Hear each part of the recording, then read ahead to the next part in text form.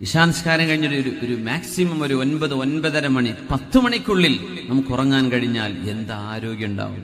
നമ്മൾ അപ്പോഴാണ് നമ്മുടെ റെസ്റ്റോറന്റുകളൊക്കെ പൊടിപൊടിക്കാൻ തുടങ്ങുന്നത്. രാത്രി ഭക്ഷണം, നൈറ്റ് ഫുഡ്. ഇത്ര വിഷമുള്ള ഒരു സംഭവം ലോകത്ത് വേറുണ്ടോ?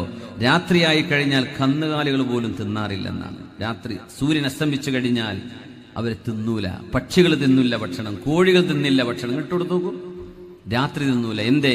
മനുഷ്യന്റെ ആമാശയം വിശ്രമത്തിന് പ്രതീക്ഷിക്കുന്ന സമയ. നമ്മളിപ്പോ രാത്രി കല്യാണം, നേരം വെളുക്കോളം തിന്ന.